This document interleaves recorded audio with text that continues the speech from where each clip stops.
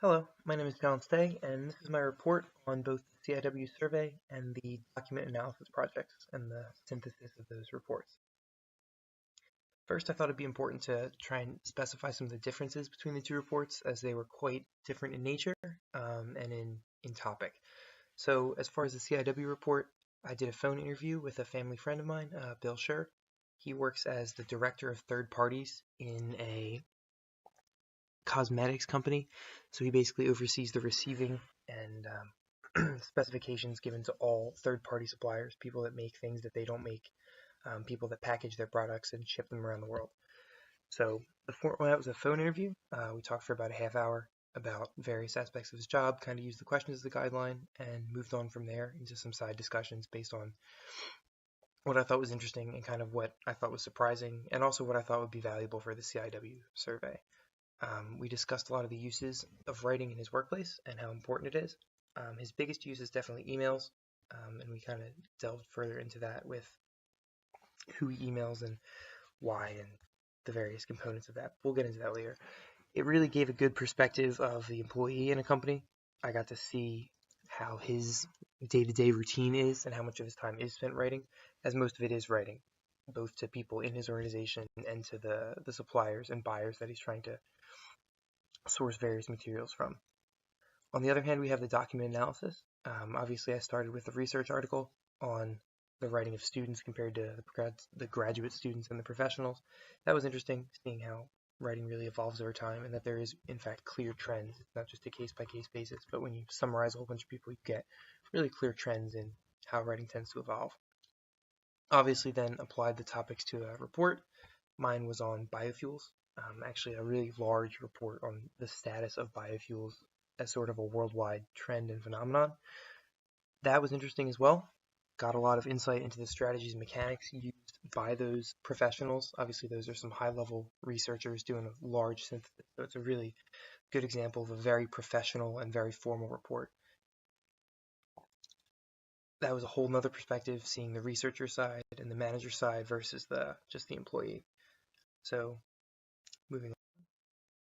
Some key findings from the CIW interview, more specifically.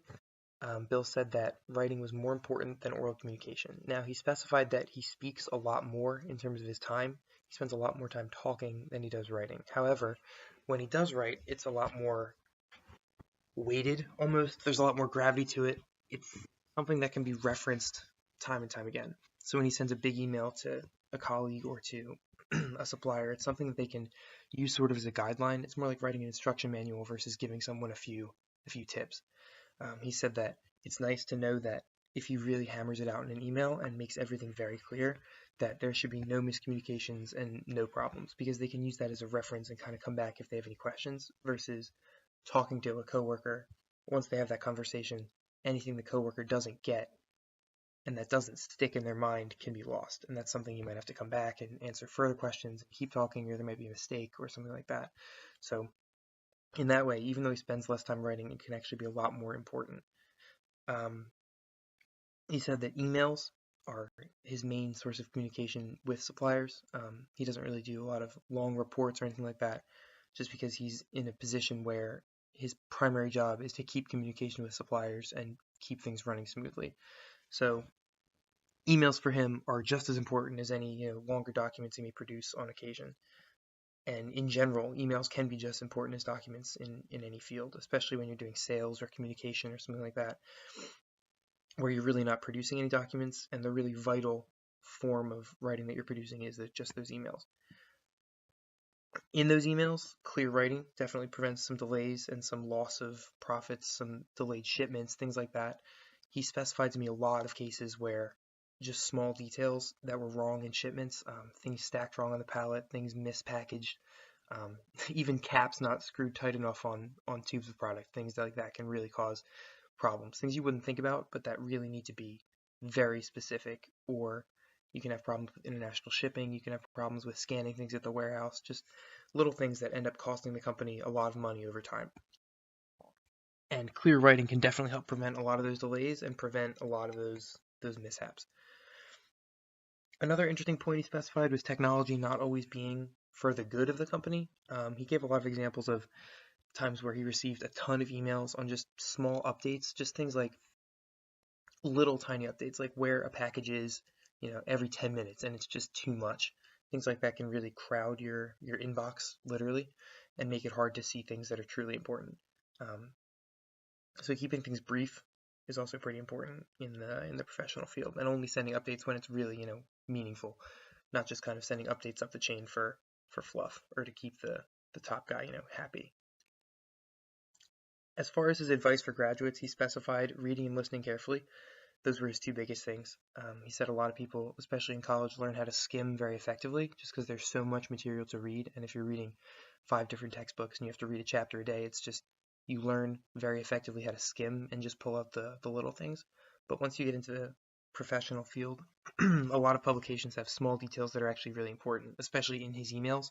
He tries to put in a lot of small details, and a lot of those things have very heavy importance, like how tight to screw on the cap, little things like that you wouldn't think of as important, but you really have to read very carefully and read precisely and read every word to get. So he specifies the skill of really being able to read every word and listen to every word as well. Kind of in the same way when he's giving instructions, he wants somebody to really listen and not just kind of, breeze over it, because that leads to mistakes down the line. Moving on to the document analysis, this was also pretty interesting, going through and really seeing how writers use all of those moves. Definitely a higher level example of the moves. Definitely not, graduate publication. This is something that's really poured over and peer reviewed. So it was cool to see how many of those moves were actually used in the biofuels report, because it is a good example of one of those higher level publications.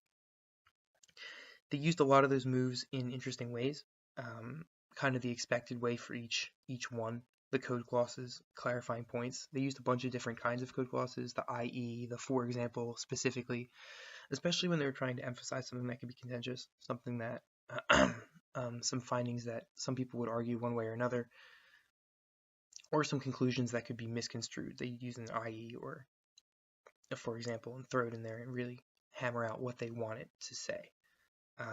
One of the most interesting uses was their introduction of contentious topics. So as a biofuels, or biofuels as, kind of a field in general, is a little contentious. Some people think it's the way of the future. Some people think it's a disaster.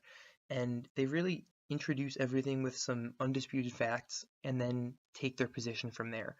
They'll say that biofuels are rising in popularity, which is pretty much undisputably true given the recent investment and the recent increase in their use just in gross number of gallons per year. It's really irrefutable that they're increasing in use. And then they'll go on to say, however, they have these pluses and minuses. So they really try and rope in a lot of people and then go on to their claim from there without trying to put somebody off in the initial sentence. Another interesting use is the increasing and decreasing of certainty with the hedging. So they can go from a very certain statement and make it kind of loose with a bunch of hedges, or conversely, they can strengthen it. So in every sentence, they really precisely dial in how much strength they want.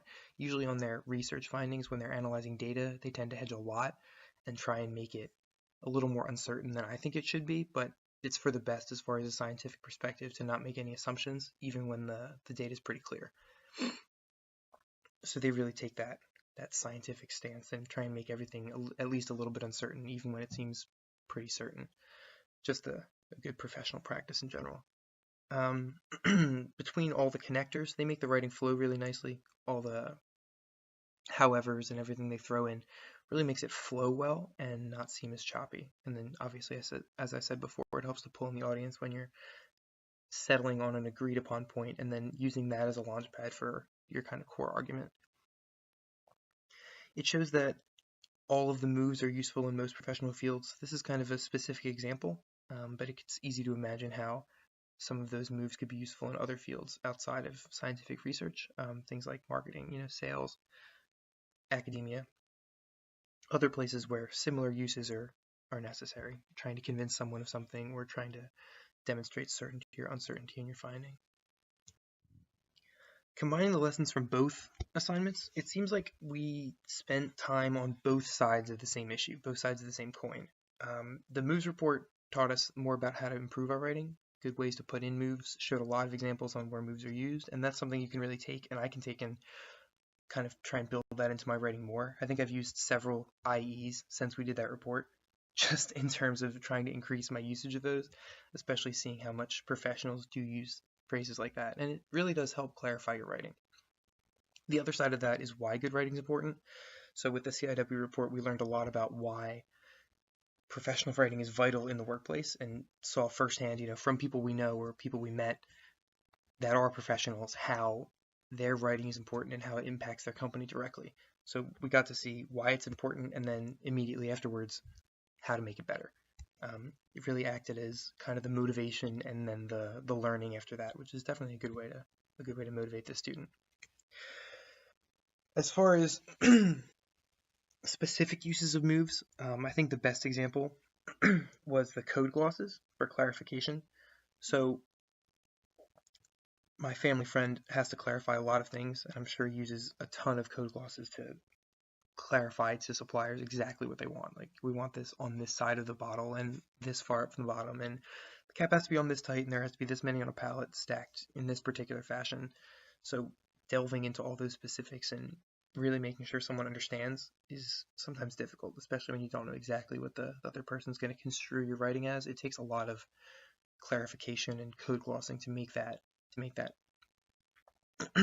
position really obvious.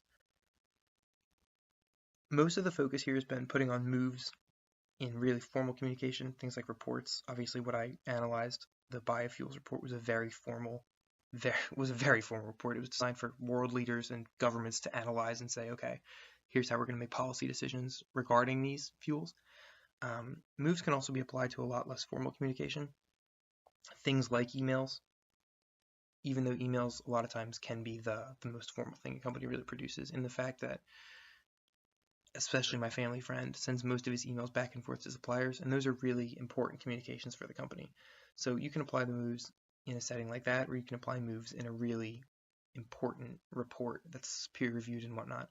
But even when you're just sending casual emails to colleagues, you can apply a lot of moves, especially if you need to specify something to a colleague or really show them how confident you are or not so confident in your results. You can apply a lot of moves and kind of direct that communication how you want it to go. Between the two reports, it really shows the overall importance of being an effective writer. So how useful it is to have these skills and how much they really affect companies, I think, is the general goal of both of these things combined. I mean, it shows you, what you need and then a good way to accomplish it. And I think that's going to be a lot of the aim of the rest of the course, is further ways to accomplish the importance of professional writing and further ways to make our writing better. I mean, that seems to be the whole gist of it. So yeah, that's it. Thank you for your time.